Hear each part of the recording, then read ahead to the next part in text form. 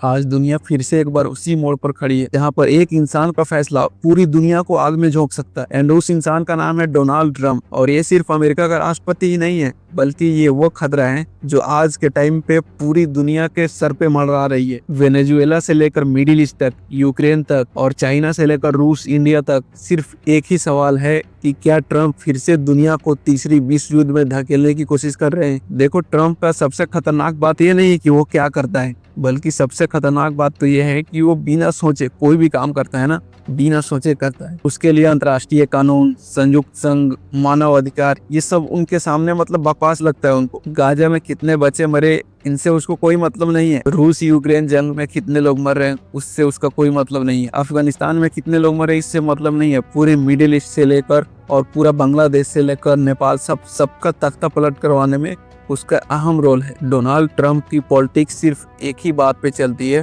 Power, डर और control. और आज वेनेजुएला के साथ जो हो रहा है, उसके अगल बगल के देश को जो धमकियां मिल रही है, ये सभी उसी 3 पावर जो है कंट्रोल की नतीजा है। ये सब इसका एक एग्जाम्पल है। कितनी गलत बात है ये, जरा सोच के देखो। एक खुशहाल देश, अपना संविधान, अपना सेना, अपना पावर, जो भी कुछ है, और एक बाहर का आदमी आकर सीधा उसको उसके घर से उठा के ले गया और दुनिया को बताया जा रहा है कि ये एक मुजरिम है, ड्रग्स का कारोबार है। लेकिन असली पॉलिटिक्स तो तेल का खेल करने की वजह से हो रहा है। देखो, सच तो यह है कि वेनेजुएला के पास दुनिया का सबसे बड़ा तेल भंडार है और अमेरिका कभी नहीं चाहता है कि रसिया से समझौता कर ले वेनेजुएला या चाइना से समझौता कर ले। अमेरिका कभी नहीं चाहता है कि इस इतनी बड़ी तेल की भंडार और दुनिया की किसी दूसरे ताकत के हाथों में सौंपा जाए, किसी दूसरे के कंट्रोल में जाए। ट्रम्प की पॉलिटिक्स बिल्कुल साफ है, या तो मेरे साथ रहो या तो मेरे खिलाफ रहो। और साफ बात है, जो खिलाफ रहेगा उसके ऊपर तरह तरह के टैरिफ लगाया जाएगा, तरह तरह के प्रतिबंध लगाए जाएंगे, उसको जंग की धमकी दी जाएगी, उसको सेना की ताकत से डराया जाएगा।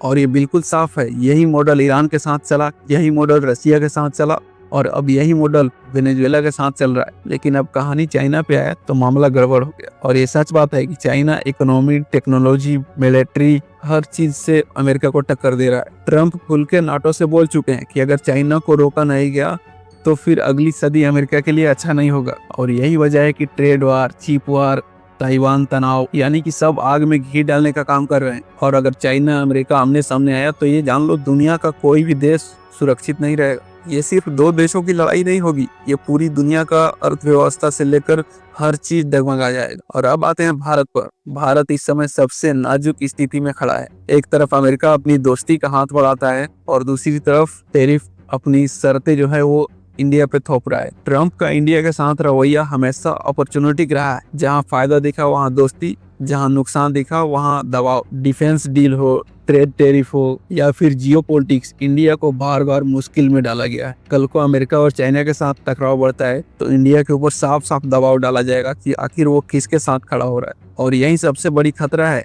कि इंडिया साफ दिखना चाहता है, इंडिया सबसे दोस्ती चाहता है, इंडिया एक तरफा नहीं जाना चाहता है। और ट्रम्प की सबसे खतरनाक चाल यही होता है कि जहां शांति दिखता है वहां वो आग लगाने की कोशिश करता है, जहां पर बातचीत की जरूरत होती है वहां पे वो धमकी देता है। उसके लिए जंग करना ये आखिरी विकल्प नहीं है, उसका पहला ही हथियार है वो। आज दुनिया धीरे धीरे 2 भागों में बट रही है, एक तो अमेरिका के नाटो और दूसरी तरफ चाइना और रूस, इनके समर्थक। और ट्रम्प जैसे नेता इस बंटवारे को और गहरा करते जा रहे हैं। और अगर सिलसिला ऐसे ही चलता रहा तो आने वाले टाइम में तेल की दाम बढ़ेगी, महंगाई बढ़ेगी और जो छोटे मोटे देश हैं वो इसमें पीसेंगे ज्यादातर, और जो बड़ी ताकत है वो बैठ के गेम खेलेगी। और सबसे बड़ी सवाल ये है कि दुनिया आज फिर से एक आदमी की जिद की कीमत चुकाने वाली है, और क्या इतिहास खुद को दोहराने वाली है, और क्या अगला बड़ा धमाका सिर्फ ये समय की बात है। ये सिर्फ वेनेजुएला की कहानी नहीं है, ये आने वाली कल की चेतावनी है।